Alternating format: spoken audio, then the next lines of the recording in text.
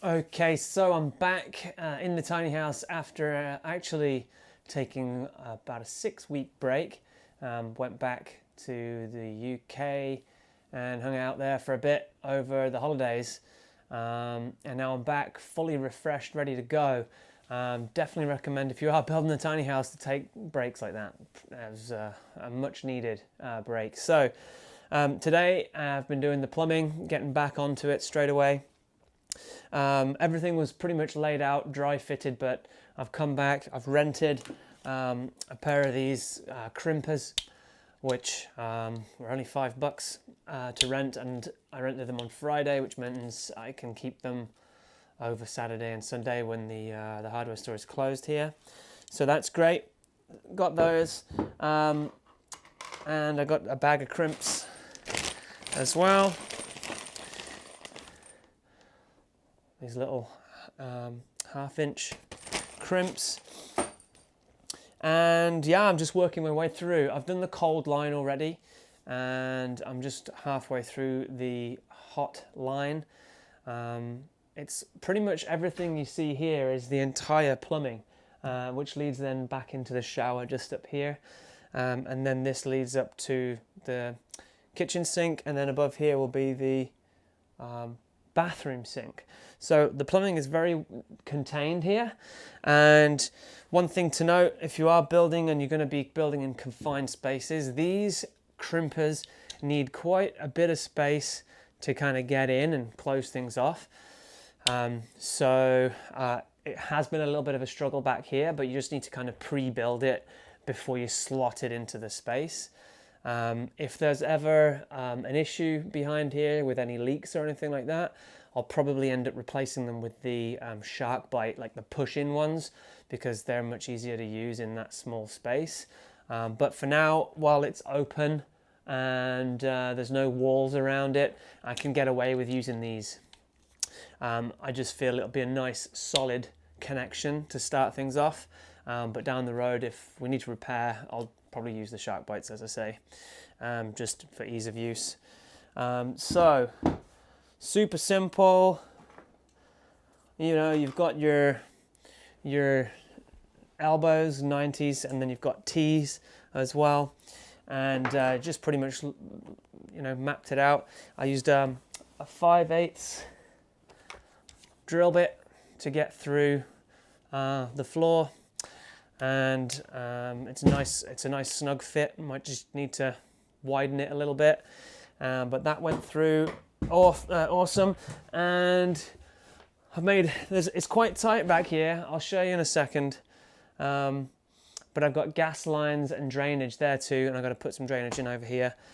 So it's quite the process of just kind of mapping it out and sort of methodically going through it, getting the pipes in the right order so that they're not crisscrossing and whatnot. But yeah, it's going pretty well. Let's show you the rest of it.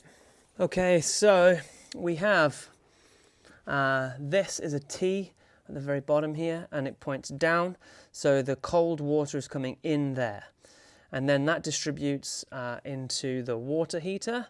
It also goes along here up to the cold bathroom tap with a shut-off valve at the top there.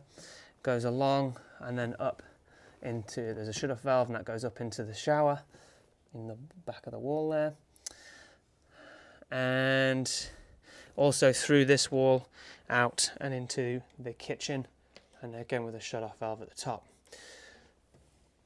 The cold also goes into the heater, which then becomes hot water and comes out at this outlet here, and then that goes off and supplies the hot here for the shower again.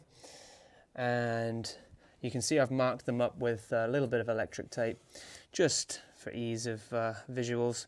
And then it goes and feeds the hot tap here in the bathroom. There is also a T off in the very corner which heads outside again, and it'll run along the bottom of the trailer to an outdoor shower, so that there's an option for me to add that outdoor shower later on. The hot also comes through this wall and obviously runs parallel with the cold and up to, which is still yet to complete, and I'll complete the hot and get that in. So let's have a look outside and see what's going on under the trailer. It's raining, so I'll be quick. I have the hose adapter onto a tap, and then this ball valve tap here leads into PEX to a T. That T's on up inside, which delivers all the water inside the trailer, and then it tees off to a shut-off valve, which will control the water going to the outside shower, which will be on the back of the trailer around the corner there. Once the water's gone in, it goes through the water heater, and a bit further over here it comes back out again as hot water, and that goes to a shut-off valve, and that will eventually lead to the rear shower. So it's all set up, ready to receive water. I just need to pressure test it. I will add the shower, outside shower, at a later date. There is no urgency for that right now. I've just got to prioritize. So yeah, maybe I'll record the test. I was going to say I will eventually use some wood blocking somewhere in here to strap this down so it's not loose. But again, one for another day. So just to show you how it works, place the ring on the end there. Just leave a very small millimeter or so just showing. Poke in the adapter, line everything up. And then I've been using these all day, so it's been quite a workout. They do really use your pecs. Maybe that's why they're called pecs, because your pectoral muscles get a little bit of a workout here. All right, now that's nice and snug, a nice tight fit there. So that is ready to work my way through this line here. So that's pretty much the water system. It's pretty basic. It's all very contained in a small area there. You know, this isn't necessarily a tutorial on how to plumb your water, just a little overview, but mainly it's for me to just to document the process, save it for future reference, prosperity, I guess. That's the water system.